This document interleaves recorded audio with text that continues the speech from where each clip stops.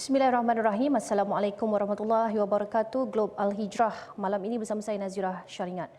279 bilion ringgit dalam Israel berhabis 279 bilion ringgit dalam tempoh 100 hari namun masih gagal tewaskan Hamas dan perbuatan kejam Zionis ke atas rakyat Gaza itu dikutuk. Namun dalam banyak-banyak negara terutama negara Islam, Afrika Selatan muncul hero kepada rakyat Gaza ketika ini. Pengalaman bekas negara Epetan itu banyak mengajar mereka erti kemerdekaan sebenar. Manakala prosiding Mahkamah Antarabangsa ICJ telah dimulakan bulan lepas. Kes kemudian didengar mulai Khamis lalu. Peguam terkemuka Afrika Selatan Adila Hasim dalam penghujahannya dalam pendengaran awam berkata, operasi ketenteraan Israel yang membabi buta bertujuan untuk menghancurkan kehidupan penduduk Palestin dan menyebabkan mereka berada di ambang kebuluran. Genocides are never declared in advance. But this court has the benefit of the past 13 weeks of evidence that shows incontrovertibly a pattern of conduct and related intention that justifies a plausible claim of genocidal acts. To Israel's military operations, crossings, aid convoys and humanitarian workers, like everyone and everything else in Gaza, remain at imminent risk of further irreparable prejudice. Walaupun ICJ boleh memutuskan mengenai pertikaian antara negeri, keputusannya mengikat di sisi undang-undang kerana mempunyai kuasa terhad untuk menguatkuasakannya. Secara teorinya, mahkamah berkenaan boleh memerintah Israel untuk menghentikan pencerobohan di Gaza. Tetapi timbul keraguan sama ada perintah itu akan dipatuhi. Dalam pada itu, Kementerian Luar Palestin memaklumkan dunia berhutang budi dengan Afrika Selatan. Sehingga kini Israel membunuh lebih daripada 24,000 rakyat Palestin di Gaza.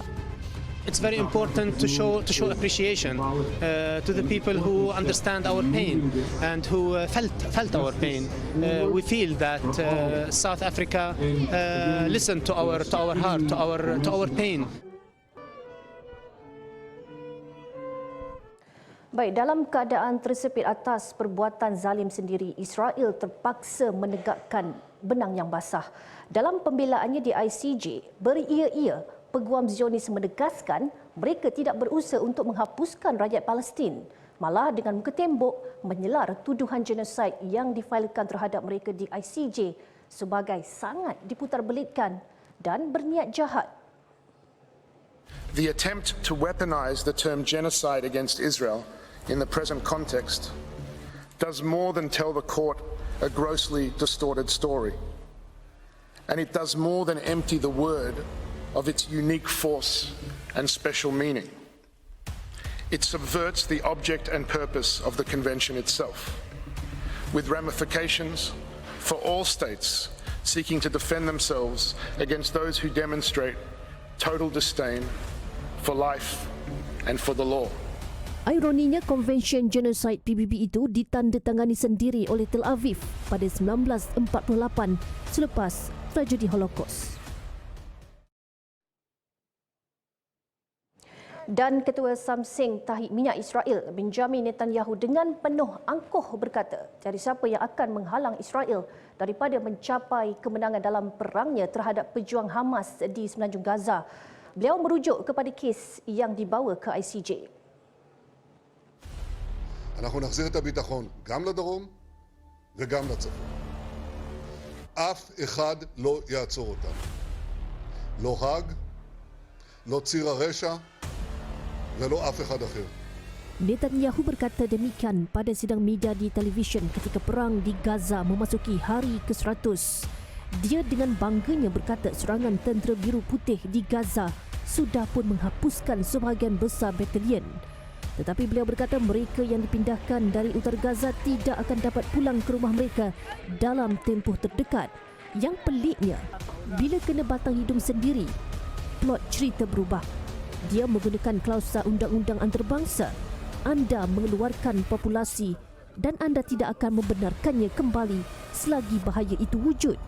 Dan bahaya itu merujuk kepada Hamas, sedangkan yang memberi ancaman itu adalah tentera Israel. أي ظلم هذا؟ الطفل هذا نايم بريء قاعد في الخيمة وتجي له طيران ويقصفوه. فأي ظلم إلى حكام العرب؟ بكفينا ظلم، بكفينا القهر، بكفينا معاناة. الشعب الفلسطيني كل الشعب الفلسطيني مستهدف من أطفال من أصغار من كل حاجة. تعتبر نفسها فوق القانون. نحن نناشد قضاة العالم أن يحاكموا إسرائيل وأن يقدموا نتنياهو للمحكمة وكل الوزراء الإسرائيليون يقدموا للمحكمة. المجرمون نرجو من المحكمة الجنائية الدولية أن تحقق العدالة لهذا الشعب المظلوم.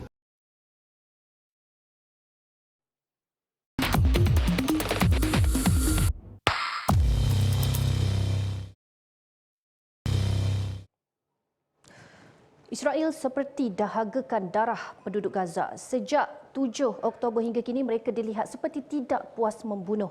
Menurut Ketua Divisyen Komunikasi Strategik dan Hubungan Media Institut Pengajian Islam Lanjutan Antarabangsa atau IAIS, Nur Iman Ramli, pembantaian kali ini paling kejam dan paling panjang sejak penubuhan negara pengganas itu pada 1948.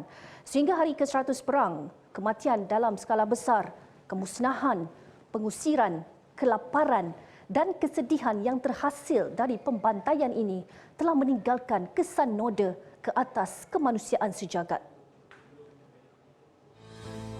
100 hari pembantaian ini juga menunjukkan kepada dunia kekebalan Israel daripada dikenakan hukuman atas kesalahan membunuh para wartawan dan pengamal media.